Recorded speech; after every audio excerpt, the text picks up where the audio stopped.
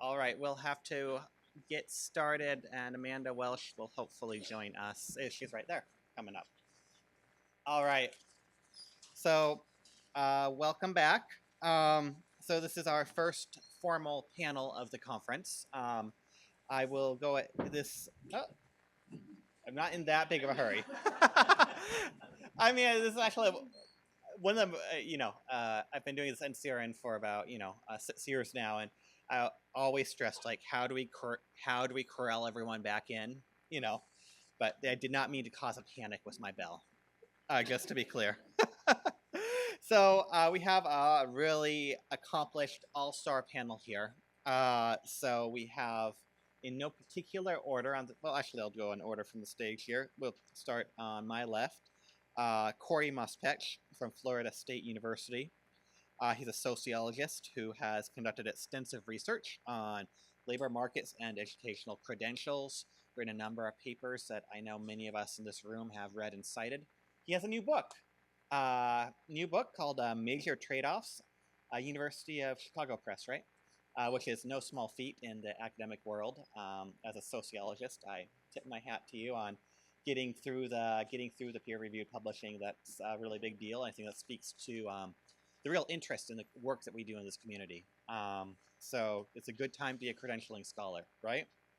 So we have, next up, we have Manny Lamar from the Workforce Lab, which is a kind of a strategic research and consulting firm here based in DC.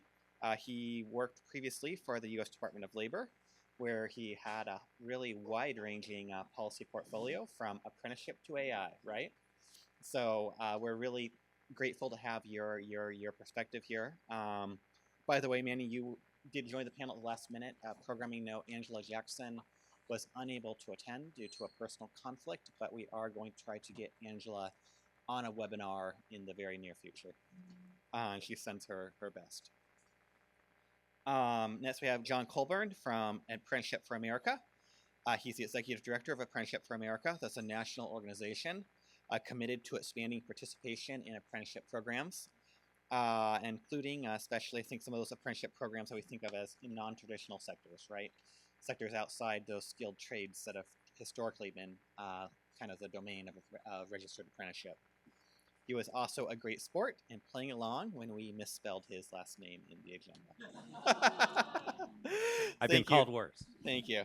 And finally, Amanda Welsh from Northeastern University, Associate Dean for Workforce and Economic Development, where she also leads the Center for the Future of Higher Education and Talent Strategy, which has been responsible for a number of works that have been presented to this network over the years on how employers are using credentials, different technologies, and how that's affecting the labor market. Really grateful to have your perspective. So I will say that this panel really, it's kind of twofold, two objectives here. One is to look at the skills-based hiring movement, which we all know has taken off by leaps and bounds in recent years, and really figure out what do we need to learn about skills-based hiring, and how can we as a research community really make, how can we build a research agenda that really understands this kind of shift in the labor market in the direction of skills. And what, I guess there's a second question there, what's the value of a degree in a world where everything is becoming, and I hate to say it, but I am going to say it, skillified. It is not in the Oxford English Dictionary yet. Maybe next year. We'll see. Although I did notice that Lightcast added the word skillify to its glossary. So if Lightcast says it's true, it must be. If Lightcast declares it true, it must be true, right? So I will also let the panelists take some questions from the room once we go through a few kind of those kind of high points around what's the direction of what's next for skills-based hiring and the degree. So I'm going to start by asking each of the panelists to tell us about, from their perspective, either from their own perspective as researchers or scholars, or from the perspective of their organizations, what are the most pressing research questions for this room full of scholars and practitioners to think about when we think about skills-based hiring? What would an agenda? What's missing? What do we need to know about this movement towards skills as currency in the labor market. Corey, do you want to start? Sure. Yep. Thanks. I really appreciate your invitation to be on the panel. I'm very happy to be here and speak to you all. I want to just very quickly start by saying, like, I'm generally supportive of the idea of skills-based hiring, right? Like, I think a lot of people who work in higher education or workforce development understand that there is because of sort of various factors, it has become more difficult for people without bachelor's degrees to obtain middle-class jobs, and that's something that I think a lot of people are trying to intervene in, right, to create more opportunities for folks who don't have that traditional four-year degree. I do think there are sort of, from my perspective, kind of three kind of big critiques of the skills-based hiring movement that requires this kind of research direction. One is, I think the measurement that we have is people are doing the best that they can, right, with the data available. But I think it is really difficult to measure what it means to hire based on skills, right? Just because someone doesn't have a bachelor's degree, like, does that mean it is a skills-based hire? I think it is hard to really get at that question, right? I'm also skeptical as a sociologist that employers really know what skills are needed from their workers to be successful. And so what does it look like to have an agenda that can sort of evaluate that, right? Like, if employers are able to tell and assess skills that workers have, I think that's really challenging. And I also think with the skills-based hiring movement, there's a little bit of an assumption that traditional degrees are not indicative of skills, and I think that is a big assumption. I think I would guess that probably more than 90% of people in this room have a bachelor's degree. Probably a high percentage have a master's degree or a doctorate degree. And I think a lot of us would agree that those are meaningful things, right? That have given us either skills or are indicative of some kind of skills that we have, right? And so I think having a better understanding of, just because a place moves to skills-based hiring, that doesn't mean that hiring people with a bachelor's degree means that they're not hiring based on skills, if that makes sense. So I think all that stuff is important to really think through more in our studies, and people are doing great jobs with what's available, but I think that's kind of the next step. And to tie that back to non-degree credentials, like, I think an important thing that bachelor's degrees do is they have sort of widespread cultural recognition, right? And I think the big challenge is to try to figure out for non-degree credentials how to obtain that cultural recognition, right, in a way that is perhaps even independent of the skills that they offer, so that employers really know what it means to hire someone with these credentials. And the last sort of thing I really quickly want to say, I don't want to take up too much time, is, again, I'm sort of broadly supportive of the idea of skills-based hiring. But when I was in high school, I applied to work at a job at a Radio Shack.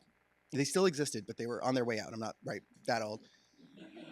And they had me take like a math competency test. And I was 16 or 17. And I did great on this test, right? Because I was in high school, I'm relatively academically inclined. I would have been an awful Radio Shack employee. Like, I would have been just a terrible Radio Shack employee, right? I was irresponsible.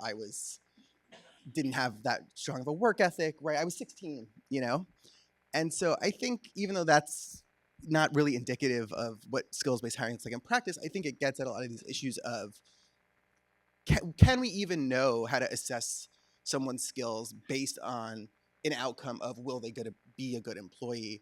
And I think we're a long way from being able to empirically figure that out. So yeah, I'll leave my comments there. Thanks, Manny. I promise, Corey and I, we just actually met, and some of the points that you were going through, I was like spot on. And just really quickly, actually, so I'll try not to add on to any other things you said, but I'm going to specifically speak from the policy and practice lens. So before I was at the Department of Labor's Employment and Training Administration, I was in the state of Nevada in the governor's office with Governor Sandoval. And I actually want to pick up on something that Paul mentioned, and then I'll go back to some assumptions as well on the assumptions. So I guess one thing on the skills-based hiring, and I'm going to intentionally kind of frame by saying that, and Paul mentioned this.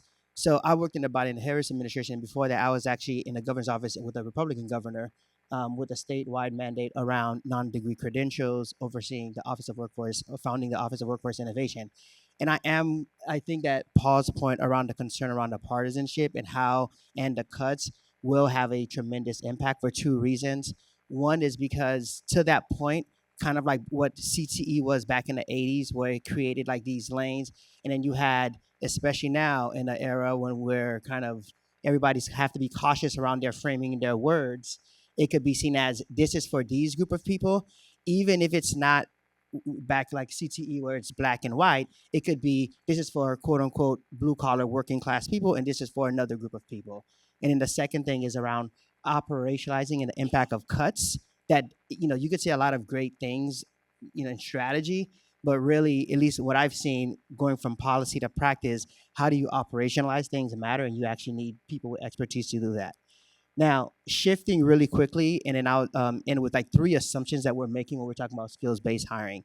I think the first one is actually core to your point, because I used to see this working with medium and large-scale manufacturing when I was in a state level in Nevada, which is employers can articulate the specific skills that they need, and that they will disclose that. Because I remember talking to employers, and they'll say, "Oh, like we know it when we'll see it," or if it's not that, it's teamwork, collaboration, critical thinking.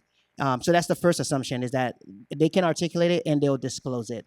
I think the second assumption is that we're making around skills-based hiring is that they're somehow inherently different from some existing skills like sets that already exist or documented, whether we're talking about things of ONET, SACOs, like how they've articulated them.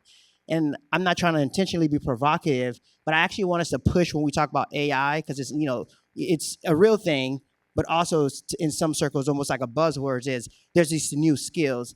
And sometimes I want to push people to say, well, when I had to actually build a training program, I need you to articulate those. And when you sometimes break it down to those skills, it's not like some new skills that came from Mars that I've heard of. It's like, there are nuances, particularly in some of the technical pieces, but it's not some like new piece.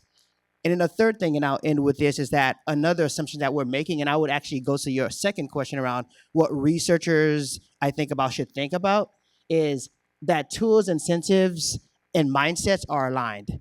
And I think that a lot of the conversation around skills-based hiring, we could talk about the tools. Like I could talk about the tools. I could talk, John, we could talk about apprenticeships, for example. I could talk about ONET and competency models. But I actually don't think that's the biggest gap in research around operationalizing skills-based hiring. I actually think it's mindsets and incentives. Incentives, whether it was when I used Governor's Reserve funding from WIOA to provide funding for secondary school CTE to pay for students with credentials, or mindsets, which is to say that, all right, beyond bachelor's degrees, which is another assumption that we're making when we say credentials, is that certificates, certifications, and licenses are all the same and equivalent, and they're not at all, right? Specifically, when we start differentiating between licenses and a certificate from like, my grandma's shop kind of thing. And I think we just need to be mindful of that. So the tools, incentives, and mindsets are aligned. And I actually think they're not aligned. And we haven't even started really think about the research angle on the mindsets and incentives. We've been mostly on the tools.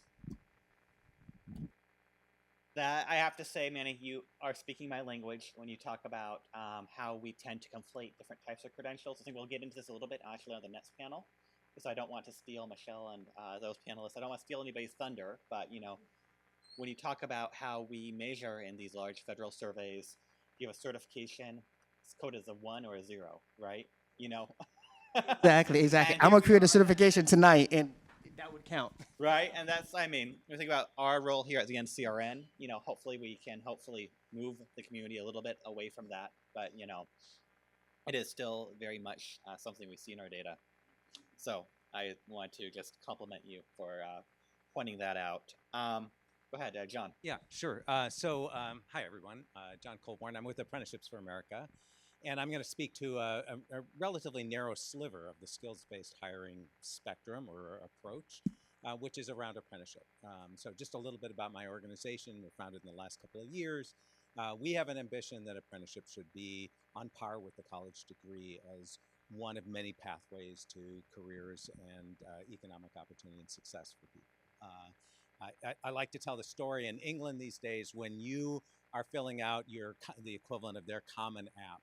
and you fill out all your information, and then you get to the page where you get to say, okay, where does this Common App get sent? On one side of the screen is colleges and universities, and on the other side of the screen is apprenticeships. And that's the goal that we want to get to, where you have that kind of choice about where you're going to spend your time, or what you're going to be doing as you're pursuing your career path. And let me just say, we start with a little bit of momentum, thanks to the work of the Biden administration and the Trump administration and the Obama administration. We have seen apprenticeships grow substantially in the last 10 years, almost doubled in size. Many of those new apprenticeships are now in non-traditional fields. Think accounting, business services, healthcare, education, a whole variety of new occupations opening up to using apprenticeship as a pathway for preparation and for hiring. And then I want to say one last thing about apprenticeships, just by way of background, which is apprenticeships have this sort of slightly high physics quality to them. They're both a job, and they're a credential, and they're a program. And sort of depending on sort of what perspective you're taking and how you're thinking about it, they have all these qualities sort of rolled into one, which is both powerful because it has a sort of forcing quality, getting to that alignment question. But it's also confusing because as you think about a research agenda, what are we looking at? Are we looking at the credential? Are we looking at the job? Are we looking at the program? So let me speak directly to the research question. So first off, how many people have ever looked at the RAPIDS database? How many people even know what the RAPIDS database is? Yes. Okay. So as researchers in non-degree credentials, you should probably know about RAPIDS, right? RAPIDS is the national data set that represents apprenticeship in the United States. All registered apprenticeship, in theory, all registered apprenticeships should be cataloged in the RAPIDS database. And there's a lot of power to it. So the employers that are participating in the apprenticeship are logged into that database. The apprentices themselves are logged in. The status of those apprentices kind of looks like, wow, there's a lot of stuff here. But I want to say that the RAPIDS database is quite rudimentary, and both for the quality of the data that's there, and for the scope of the data that's covered in that database. So, I think we at Apprenticeships for America will often say that we're in this very rudimentary phase of having even a basic data set to be able to rely on, to be able to tell the story of apprenticeships in the United States. And certainly with the ambitions that we have at Apprenticeships for America, we know we have a lot of work to do to build up that data set. So think of the things that then are missing from a database like that. Well, first off, we know very little about the quality. I don't mean the high quality, low quality, but just the nature of the apprenticeship program that we're looking at. And the RAPIDS database often will not tell you what the nature of the sponsor is, or what kind of approaches the sponsor is taking, or even if it's not an educational partner or educational provider who's themselves a sponsor, who your educational provider is. So there's a lot about just the basic quality of the apprenticeship that's sort of unknown from our current data structure. And then, of course, like every research tool in this space, we have very little to say about the longitudinal impact of apprenticeship from that data set. And so we know that we have a good deal of work to do just to be able to think through, if we're going to do a robust return on investment. We can usually do a return on investment that gets you to what's called the journey worker wage, which is to say the wage that someone gets when they complete their apprenticeship. But we don't have much to say about what happens after that. I'm looking at Roy here. Another thing we don't have in that database, we don't have to what extent that apprenticeship connects to other kinds of credentials. So many apprenticeships, many do, and yet we couldn't say, did you get your ServSafe? Did you get an A+ certification? What were the pieces of that apprenticeship that added up to the credentials that enabled the person to obtain journey worker status? We have very little to say about that. So for us, I think the challenge for apprenticeship is really about building out that data ecosystem. And I think part of the reason I was so jazzed about coming to this conference is because I think you all have been grappling with that data ecosystem question. And we are certainly in the apprenticeship world, we're certainly in need of that. And I'll just, a shameless plug, I'll just say that Apprenticeships for America is about to issue a report later this summer on what we see as sort of the outlines of that data ecosystem going forward. Tom, I saw you like putting your hand up, like you couldn't wait. Why does it suck? I mean, No, I love that. I think that should be the beginning of every conference. Why does it suck? So I feel like I should defer to my my former Department of Labor. Let me just say, I think part of the story. There have been plenty of studies. Let me just tell you, you can cite. They always seem to end up with a 1.44 return on investment. I don't know why we always land on that number, but I think part of the story is that up until 10 years ago, we had a very monolithic apprenticeship system. It was in the trades. We kind of knew what it looked like. We had to track it because you want to track things, and we had some consumer protection and worker protection stuff that we were interested in. But it had not risen to the level of a talent development system that could be parlayed throughout the economy. It was really sort of one, it's in the skilled trades by and large.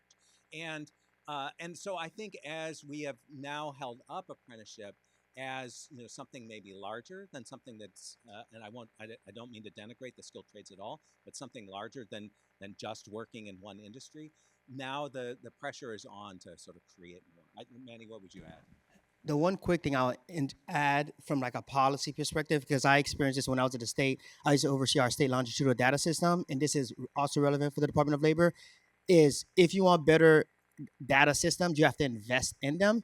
And that oftentimes with the policy don't align. A quick anecdote was when I used to oversee our SLDS system, we were trying to match and connect, obviously, from birth to career. And to do that, we needed to bring in other agencies and other partners.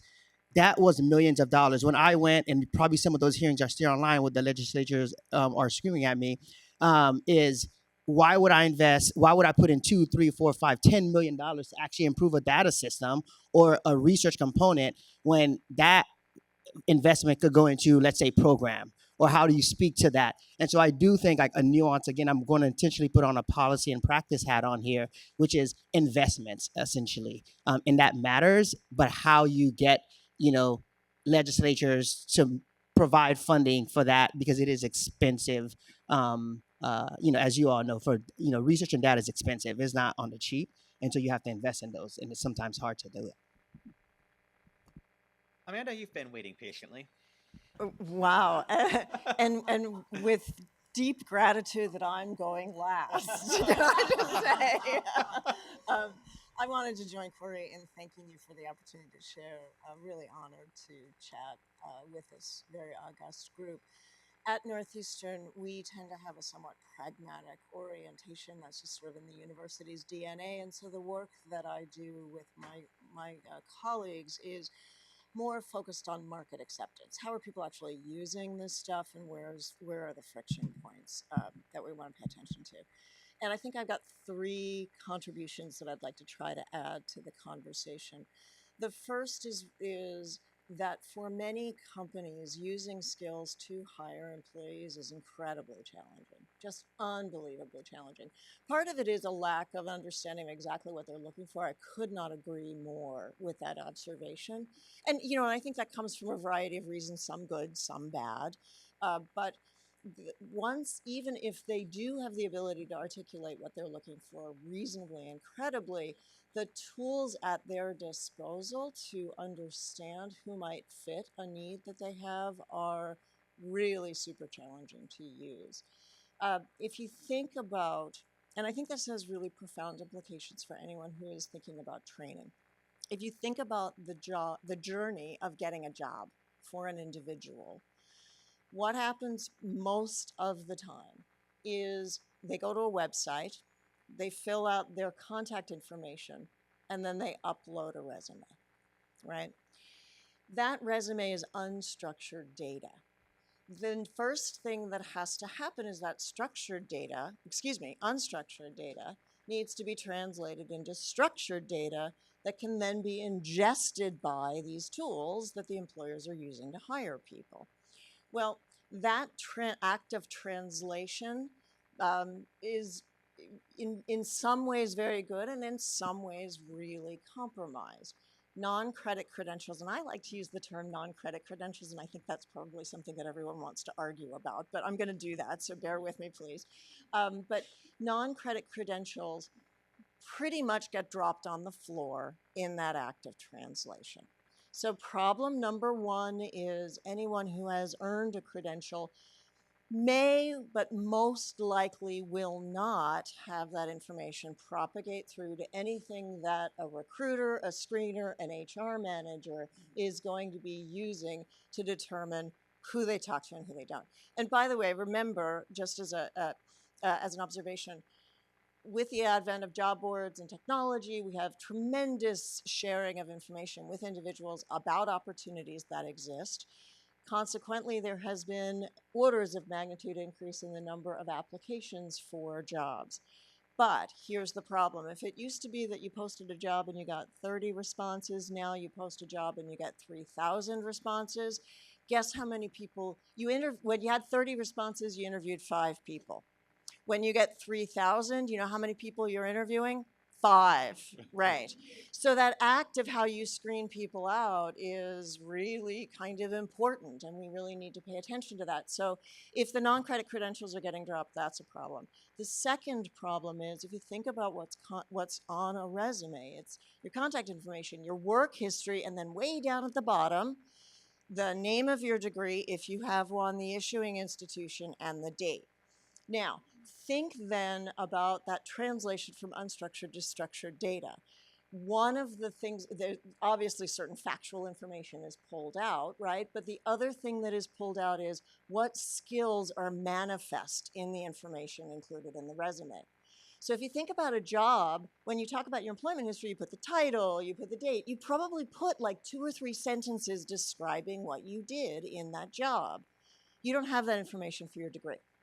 So consequently, the practical implication of this is that when the screener is looking at the skills that you represent as an individual, that is inordinately biased toward any work experience that you have. How many skills can you extract from the name of a degree, right? Like 2 if you're lucky. And the companies that do that translation, and there are a handful of them that really specialize in this, really try to impute additional skills, but the reality is it's imputation. It's general, it's probabilistic, it may or may not be accurate, and what's propagating through is biasing work experience over education. So we've got a real problem with the tools. And this is before we've even gotten to the problem of I call skill A this thing, you call skill A that other thing, and what the heck are we going to do about that? There's been a lot of energy focused on trying to address that, and I'm, with varying degrees of efficacy, but this fact that information isn't even getting into the system is missing, and I think educators need to pay a lot more attention to how they are packaging up what value they're delivering to students in a way that's easily consumable by these hiring tools. That was point 1 of 3. So I will try to make the other 2 a little quicker. The second thing that happens then is we've done a little bit of work in the market acceptance in terms of hearts and minds. So when hiring managers actually get to one of those 5 people, how are they considering any information that might be presented to them about a non-credit credential? Well, the reality seems to be, or with the information that we're getting back from the work that we're doing, is that managers are treating them pretty much like degrees. And that is, degrees, they're not looking so much at the specificity of what was taught in a degree. They're looking at the degree as a signal of ambition, learning mindset, problem solving, team collaboration capabilities, social durable skill kind of development, socialization, what it means to be a good employee. Consequently, when they look at non-credit credentials, remember they don't have a lot of information about them. It may not be propagating through, but if it is, what they see is something that they have never heard of before. They simply know that it exists. And so they're looking at it as a signal of this overarching sort of fitness of someone for a work environment rather than a signal of a specific skill that they may have acquired in the course of that training. So again, we have the issue of how do we bridge that gap of unpacking for hiring managers what a credential might actually convey. And that, I think, is a burden that really relies with companies to identify the alignment of non-credit credentials with the work that they're trying to fill a little bit more. But we can help as we think about the task of constructing these by curating appropriate baskets of skills that are easy to communicate. That's the other thing about skills is they're atomic entities. That's, has an inherent limitation. It's a concept, and it's typically presented in a binary fashion. You have it, you don't, right? But the reality for individuals is that, if I'm a project manager and I come to you saying I can do scheduling, well, that's fine, but I really need a basket of skills that includes scheduling and budgeting and stakeholder management, for example. And so there's real power in curating these baskets, but we need to be very conscious about communicating them in a way that hiring managers can understand and wrap their heads around. And I do think baskets are a lot easier than lists of skills. The joke that I like to tell is that skills are a little bit like the grown-up in the Charlie Brown cartoons, right? You can pay attention for about 5 skills. And then after that, it's just wah, wah, wah, wah, wah, wah, wah, right? That's why there's power in curation. Our brains can manage that a little bit better. Then the final point is, although non-credit credentials are gaining traction in technical, discrete skills that are useful, the IT sector, a very big one, right? Obviously. Another one is healthcare. Inordinately, when you look at what credentials are requested in job descriptions, they are healthcare credentials. I mean, inordinately. IT is a distant second, and we all know that IT is a very productive sector for non-credit credentials. But what employers need most and what is absolutely absent in any kind of non-credit credential representation are durable skills. And that's just a huge, huge gap. Every employer wants it. None of us know how to quantify it or express that we've delivered it to someone. And that's just a huge, huge gap. So that was a lot in response to one question. But I'll take that as, a sign that I hit the nail on the head on, what people are thinking about. I will maybe, I think, shift a little bit away from skills-based hiring to thinking about the future of the degree. I'm going to invite it'll be open to all of our panelists, but I'll invite Corey and Amanda to respond from the higher education perspective, since both of you have experience in the classroom and, people think that I teach classes here, but I don't. I'm just a research professor. I don't notice that the academic calendar. I don't notice that graduation has occurred until suddenly there's no line at the sandwich shop on campus, But I would like to kind of get your perspectives on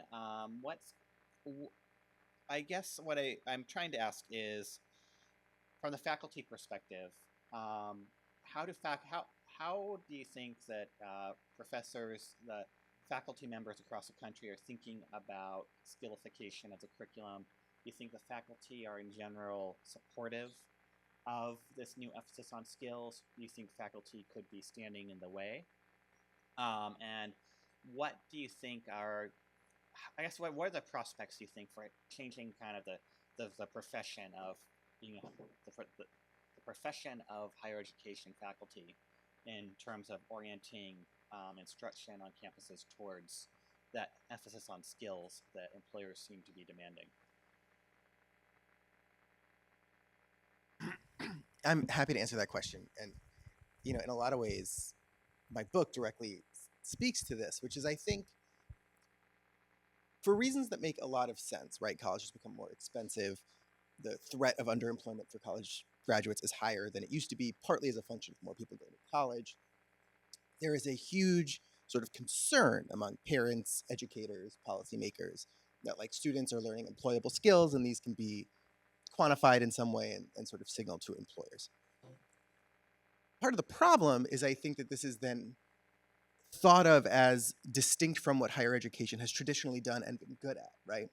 One of the things that Amanda mentioned that is really right is there is, and Paul Fain mentioned it too, is there is an increasing awareness that what you call durable skills or what we call in lots of different language, these kinds of general competencies are like really important.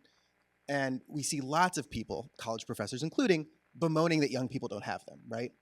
And one of the best ways, I believe, to acquire them and hone them is through a traditional four-year liberal arts education, right?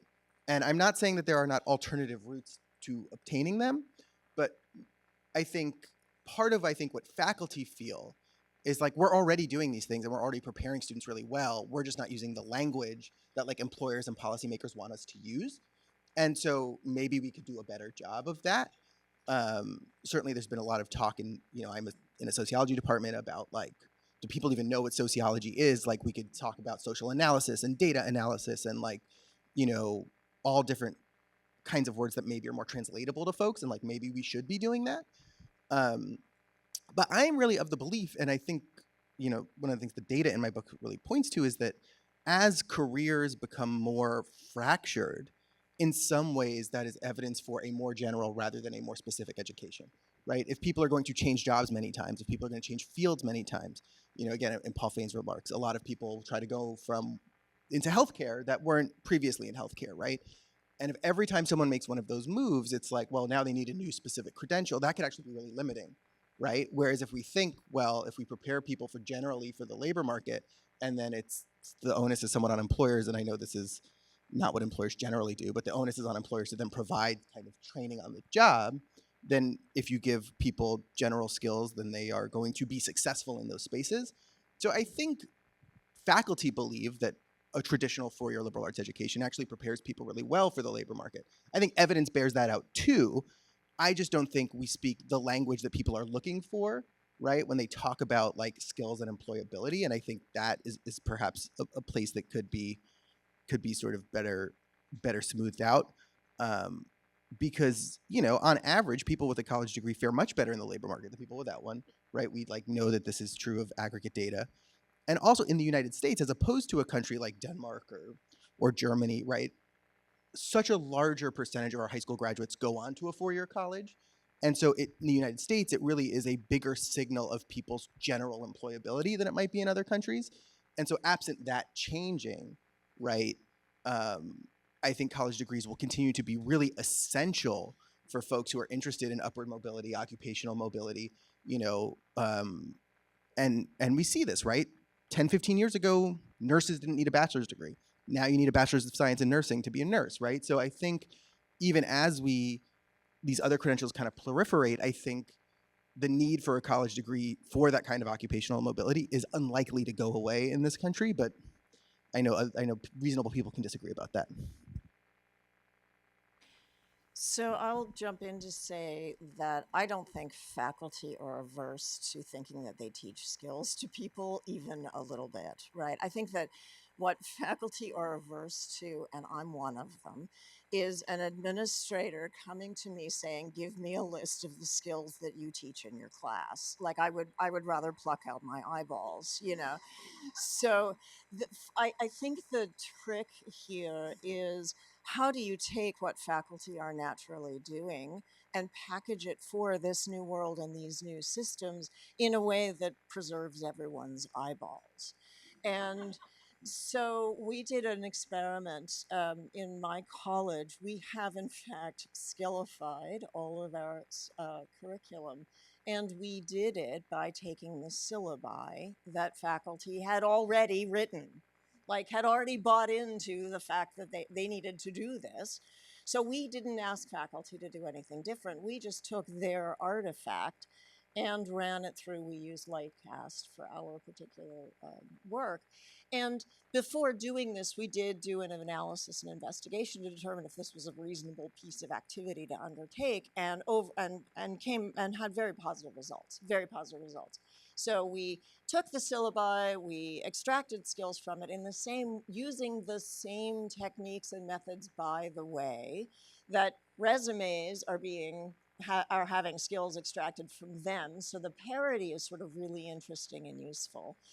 But we took that, so we applied that system to syllabi, and we then went to faculty and we said, okay, I've done the work for you. Take a look at this list of skills. Would you change them in any way? And we got no material difference.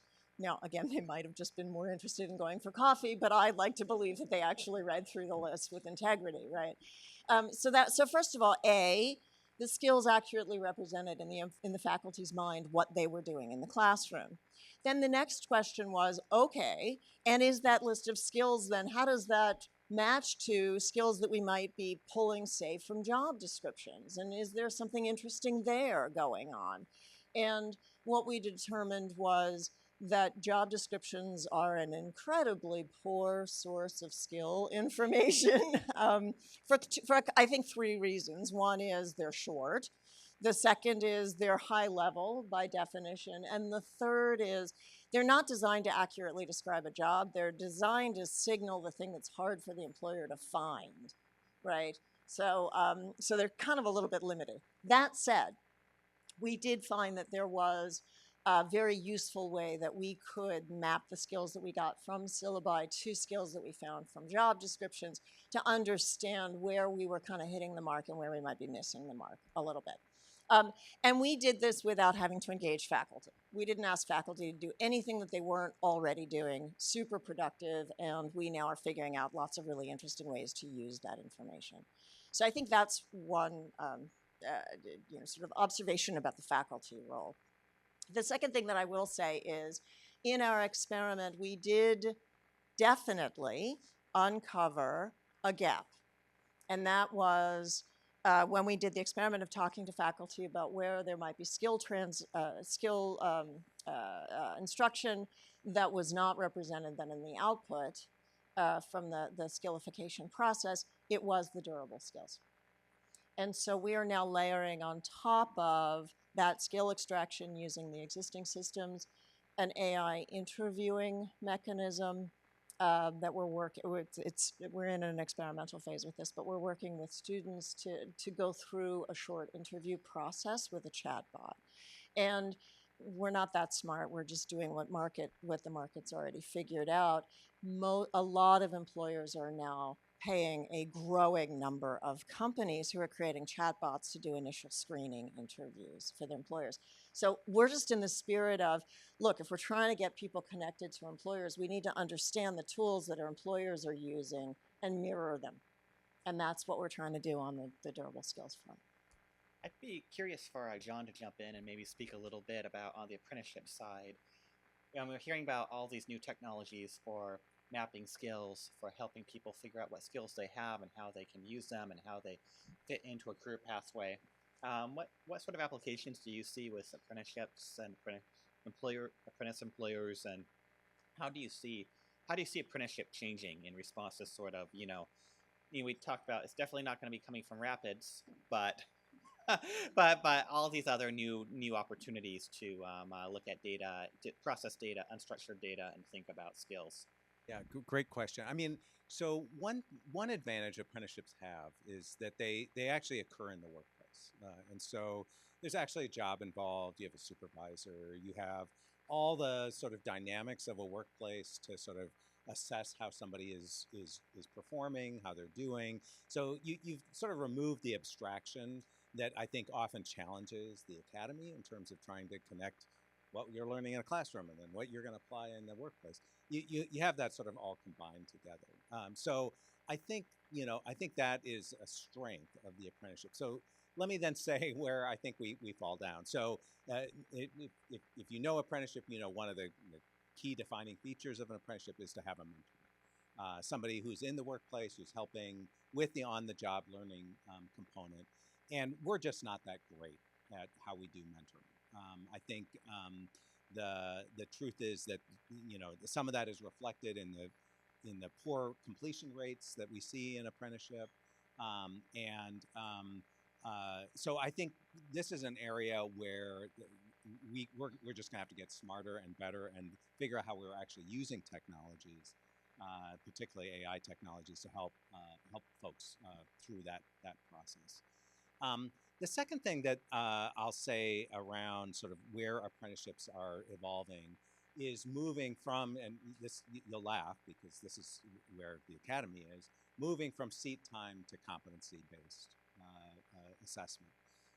And so, in 10 years ago, I think if you looked at apprenticeships in the United States, they would all have been sort of seat time based. They would have been so many hours of classroom instruction, so many hours of on-the-job training, and then you have your journey worker certificate. And now, I believe the vast majority of new apprenticeships that are being registered today are using competency-based assessment strategies.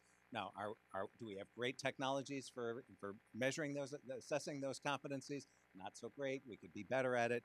But I think that the impulse is pretty clear that employers and sponsors of apprentices want to move in this direction. And then the last thing I'll just say, and I don't know if this is going to be a solution or not, but if you look internationally, and particularly in England, there is something that every apprenticeship in England uses called an endpoint assessment, which is a sort of industry recognized assessment tool that is used to be able to say, yes, you have the competencies to proceed, to professional status in your profession.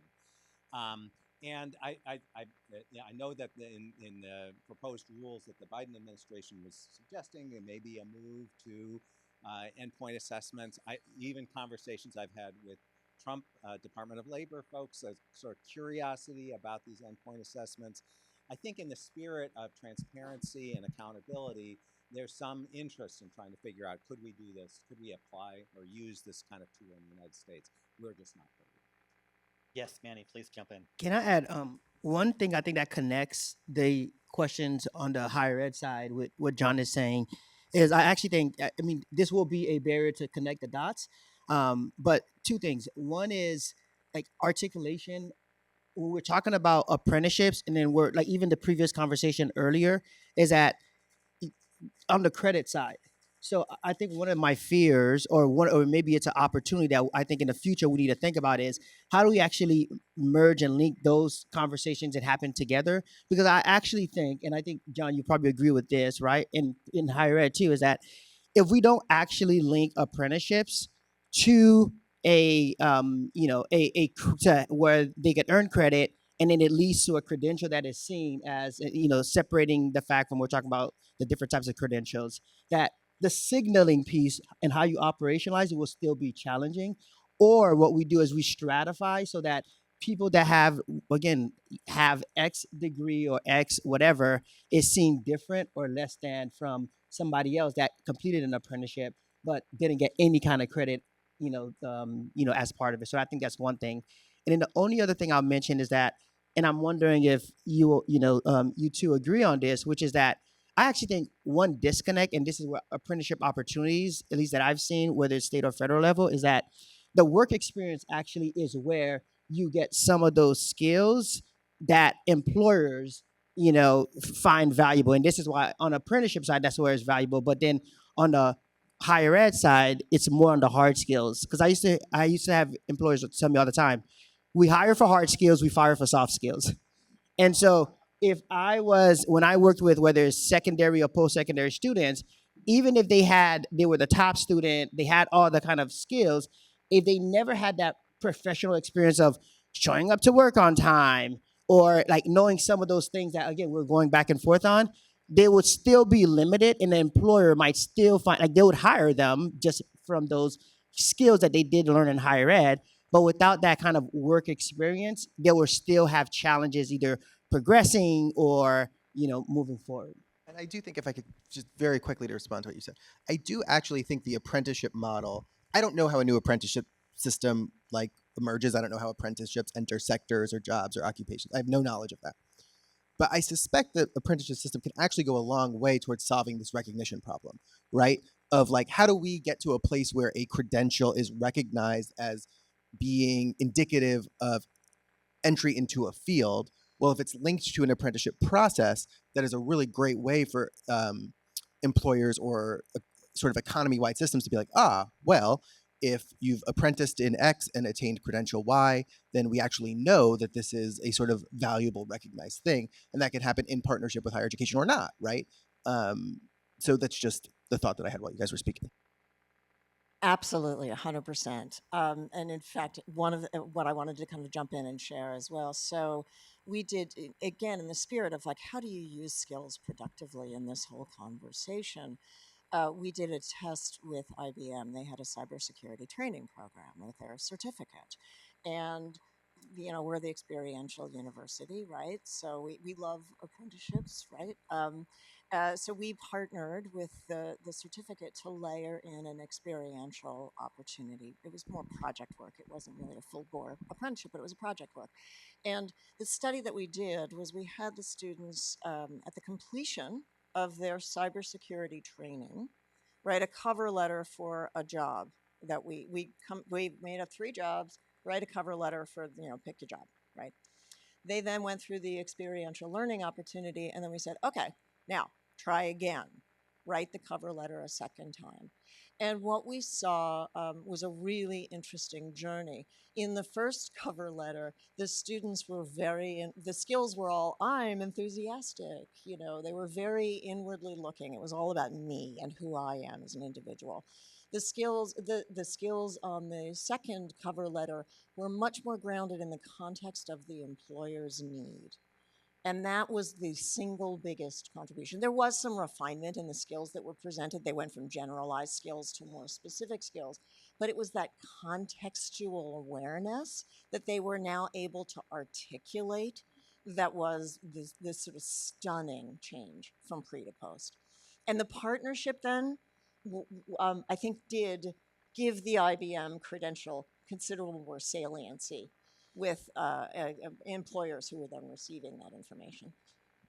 So we officially have 2 minutes left, but I've seen some hands shoot up. So I saw one in the very back of the room first. Would you like me to? I can run this mic back for you. Yeah, sure. Okay, go for it.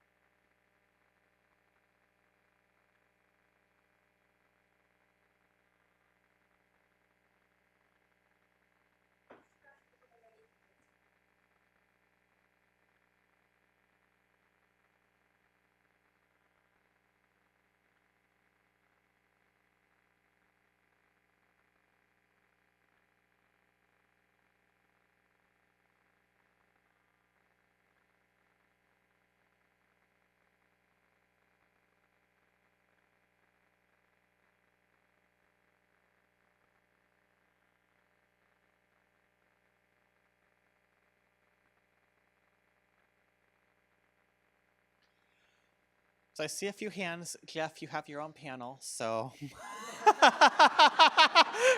let me. So I'm gonna go. Amanda, would you like the mic?